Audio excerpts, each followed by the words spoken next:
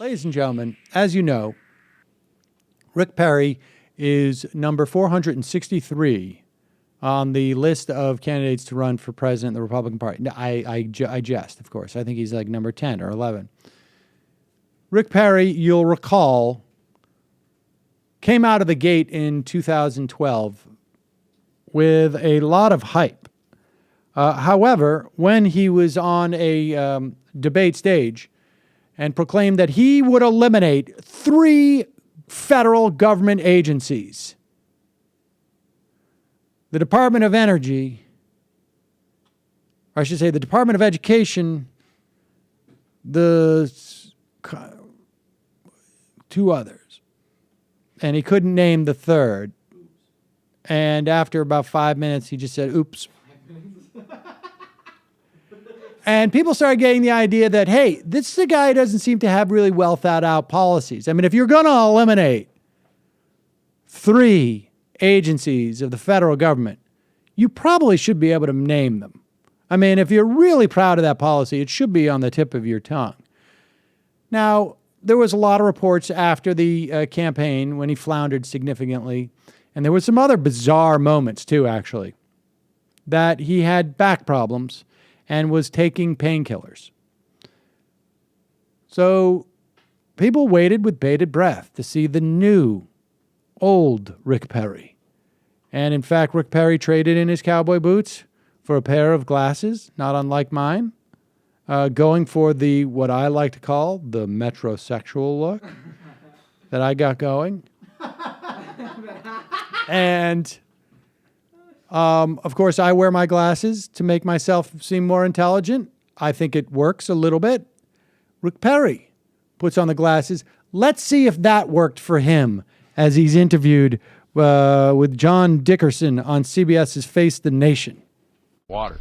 I relate to people who struggle and work hard to get ahead. And when we see these Wall Street bankers, when we look back at General Motors getting sweet treatment, if you will, I believe in the bankruptcy laws in this country. There is nothing too big to fail from my perspective when it comes to banks or where it comes to big corporate entities. All right, and I think Americans are fed up. Pause it. Now, I've got an issue in lumping the banks together with GM together. Oh, GM, a lot of its money was basically, it was just a finance company in many respects. But the amount of jobs that would have gone under if GM had gone under was in the millions. The amount of jobs that would have gone under had one of these banks gone under, not so much in the millions, because we have mechanism to take it over. It happens all the time, actually, when smaller banks go under.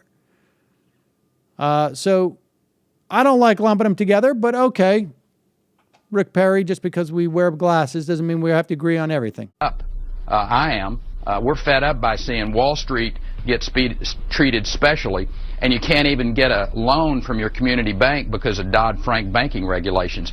All of that has to change, John. I'm telling you, Americans are fed up with that type of inside where the rich get richer and the folks out on Main Street have to pay the bills. What are you going to do about Wall Street then?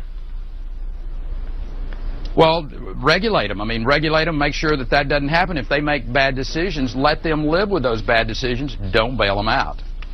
All right, but isn't that what Dodd-Frank is, regulations? Well, you were just saying that was bad. Dodd-Frank is killing the community banks.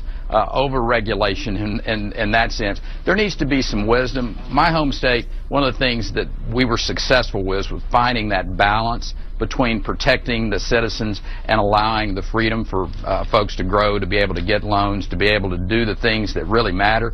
And Dodd-Frank just codifies into place these regulations. Big banks, and they hire all the lawyers, they hire all the accountants, and then they write it off and we pay for it. Community banks that are the real core of lending for small businessmen and women in Iowa, you got to give them the freedom to loan to these people. Governor, I want to get your reaction. All right, so he's obviously trying to squeeze in an issue that's important in Iowa. I wonder why that would be. Why does he have Iowa on his mind about these community banks? But Dodd-Frank just codified regulations but this is word salad. We're in Sarah Palin territory here. I mean, slightly better, but it looks like he's got to switch pair of glasses.